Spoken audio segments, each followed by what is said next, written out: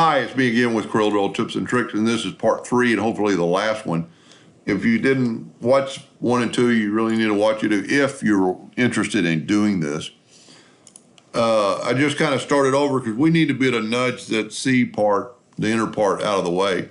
So I'm going to go ahead and grab our shape tool again and break this apart, right-clicking and breaking it apart. Then take the virtual segment delete key and delete these lines. And really and truly, before I did that, I should have made a copy of it and moved it over because we're going to need those other lines later and make another copy.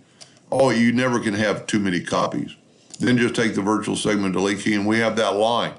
So we know it's, if you remember right, it was 16.341 was the length. 16.341. That's why I always write stuff down. So what I'm going to do is I'm going to take a line now that is 16.341, and I'm going to take our, well, I thought I saved a tab, but I didn't. So we're just going to make a new tab, and we're going to make it that 0.125 thick and by 0.25. That is our tab that's going to fit through. So it's 1/8 inch wood. So what we're going to do, we're going to take and make a duplicate of that tab and move it over holding down the control button. Grab both of them. We're going to get the blend tool. We're going to go to effects and, well, tell you what, let's make a copy of these first because we're going to need them later, and I would make a lot of copies and just get them out of the way. Now we're going to take these two and we're going to open up the blend tool because this part really seems difficult, but it's not. Let's blend it 10 times and see what it looks like. Probably not enough for those curves. Let's go 20 times. And we have 20 blends. Now let's go to blend on a new path and blend along full path. We want them to be on the ends. We really don't want it to be there. We want it to be inside. So let's try to figure this out, what we're going to do. Let's go backwards. Because we want the tab to be 1/4 inch in, and the tab is 1/4 inch long. So we're going to cut off. How did that get to be 26 inches long?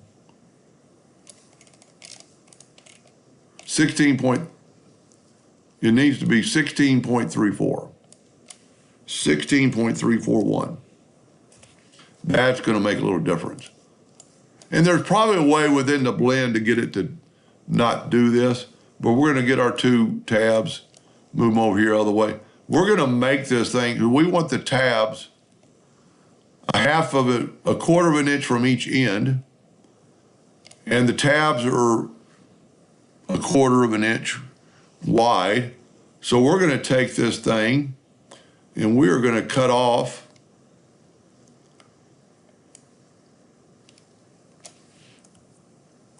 minus, you know what, we're going to have 4 up, so I'm going to minus an inch, it'd be 1541. Now we're going to take our two tabs, I said this was going to be easy, and blend them. Blend along full path. Because we're really just trying to get the path. And you got to be right on that line. Blend along full path, and see now they're at the ends, but really our line is longer than that, so this is going to work out perfectly. So now we need to take these same two deals and bring them over to this path, and we'll make this path, how can we make it a 1/2 inch shorter?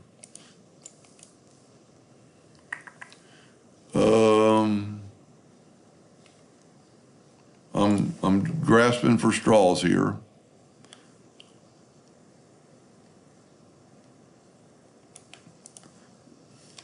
We're going to just cut it off. We're going to take a 2-point line. This might not be the best way to do it, but I think this is going to work. So we cut that off. Now we need to do that on both ends. I'm hoping this is making sense, because we don't need a tab right at the end. We wanted a 1/4 inch off the edge, and we wanted a 1/4 inch in. You could probably actually draw a line here, but it will never be, it'll never be the 1/2 inch because it's moving at an angle. Let's take our nudge factor and just set it on 0.5, see how close it is, and move it down 0.5. Take the parallel dimension tool, 0.49, that's close enough for this video. Now just get rid of these lines. So now we're going to take those exact same tabs that we had earlier. I don't know how many times I've hit the calculator key. Grab those two, let's get rid of that line. Grab these two tabs, exactly the same, do them 20 times, blend along full path, new path, blend along full path, and rotate objects. Blend along full path, rotate objects.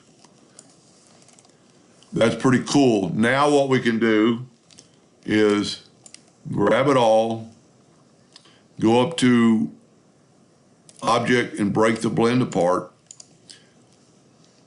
and grab our line and nudge it up.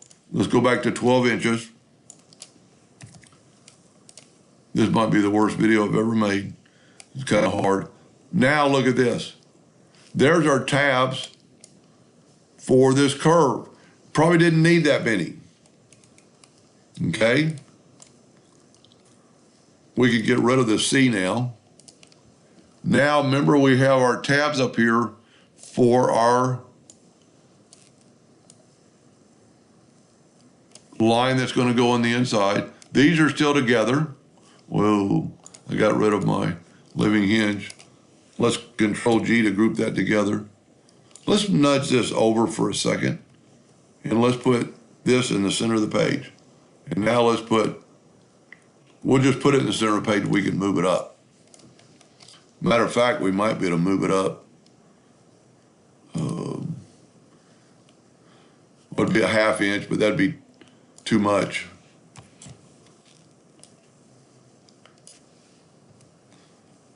We needed a 1/2 inch plus,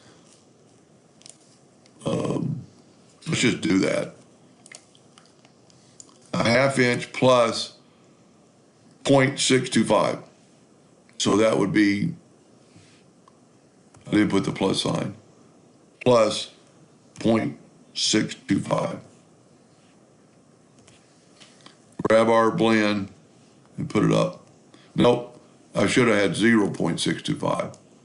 1/2 a point, 1/2 of an inch, 0.5, plus 0.0625 to give us half that 1/8 inch. Look at that, right on the money. That's exactly what we need. Now let's make a duplicate of that. Control D and just nudge it again. Look at that. Now grab this, go up to object. Well, probably have to grab the whole thing. We'll have to grab the blend. And we could have probably broke the blend apart prior. I didn't grab the whole blend. That's why you want the other things grouped. Break the blend apart. Now we can take that line away. If I can grab it. I'm just going to hit delete. Now we do need to do a little bit of configuration here. And I don't know if these tabs really are going to need to be, okay, let's do this. Let's ungroup, because the blend is still a group, if you will look. Let's ungroup everything. Go up to object, group, and ungroup. This would really be helpful if I could, yeah, good. Let's set this thing on like 2 inches. Let's grab there we go. That's perfect. Because that's what we need. We need that out of the way.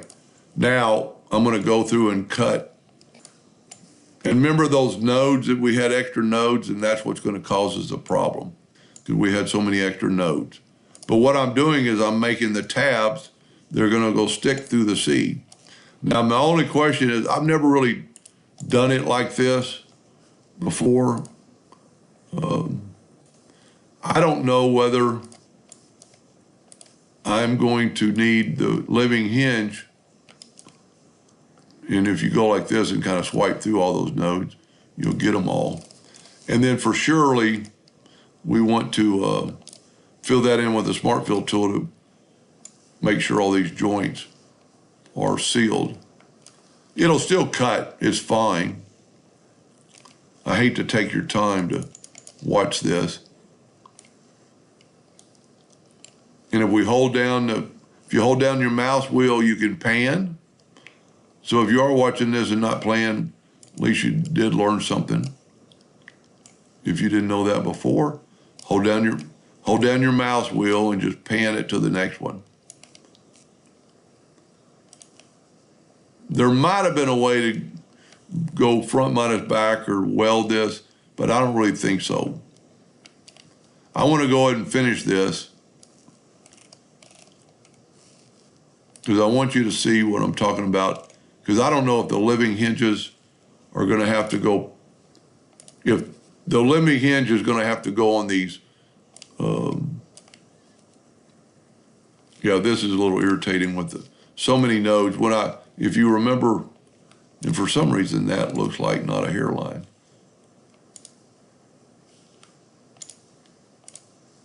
Wow. So my drawing was actually less than a hairline, but it doesn't matter because we're going to seal all this in, and that's why I use the Smart Fill tool a lot to do stuff like this. And this would have not have happened if I wouldn't have filled it in with the living hinge in place, because the living hinge stopped the Smart Fill tool, and that's what gave us all these nodes. And then I'm tell you how to move with the pan tool. Hold down the mouse button, center mouse button.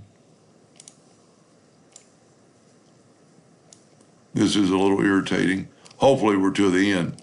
And maybe, when you make yours, you don't need this many tabs. Maybe you could have cut it down to 15. It is going to make it a little bit stronger. Oh, good, we're almost to the end.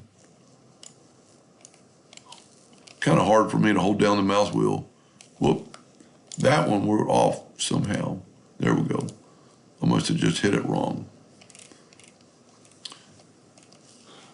And you know what you could actually do? Instead of, this thing's identical.